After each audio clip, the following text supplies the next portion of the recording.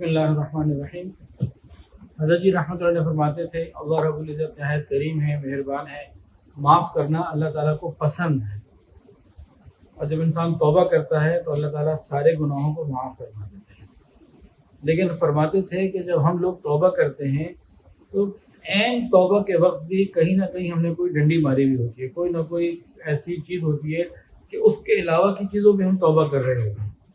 اس کو ایک مثال سے سمجھایا کرتے تھے، فرمایا کہ لیلا اور مجنوں کے جب واقعات مشہور ہوئے، وہ حیا، پاک دامنی اور غیرت کا زمانہ تھا، تو والد کے لیے تو یہ موت تھی کہ میرے بیٹے کے لیے ایسی باتیں معاشرے میں ہوں، تو پریشان بھی ہوئے مجنوں کے والد، اور مجنوں کو لے کے سیدھا بیت اللہ شریف چلے گئے۔ بیت اللہ شریف کے سامنے کھڑا کر کے کہا توبہ کرو، سچی توبہ کرو۔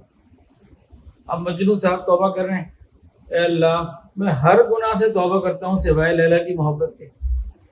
تو حضرت جی رحمۃ اللہ فرماتے تھے کہ ہم سب نے بھی اپنی کوئی نہ کوئی لیلا رکھی ہوئی ہے، وہ ضروری نہیں ہے کہ وہ کوئی عورت یا کوئی مرد یا کوئی غیر محرم ہو، مطلب کوئی نہ کوئی ایسی چیز ہم نے رکھی ہوئی ہے جس سے ہم توبہ نہیں کرتے اور ہمارا معاملہ اٹکا رہتا ہے۔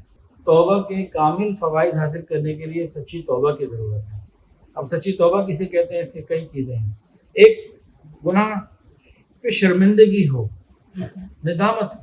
دوسرا، آئندہ نہ کرنے کا پکا ارادہ ہو، کم سے کم گناہ کرنے کے وقت تو گناہ نہ کرنے کا ارادہ ہو۔ نمبر 3، جن کے حقوق دینے ہیں، وہ حقوق اللہ ہوں یا حقوق العباد ہوں، وہ ادا کرنے کا، نماز قضا ہیں وہ ادا کرنی ہے، لوگوں کے ساتھ اگر کوئی ظلم کیا، کوئی حق دینا ہے، کوئی معاملات ہے، اس کے لیے فکر مند ہونا ہے۔ اور اس کے بعد بری صحبت کو چھوڑ دینا، یہ بھی اسی کے اندر ہے، برے لوگوں کو چھوڑ دینا، برے ماحول کو چھوڑ دینا، ورنہ وہ دوبارہ واپس لے جاتے ہیں۔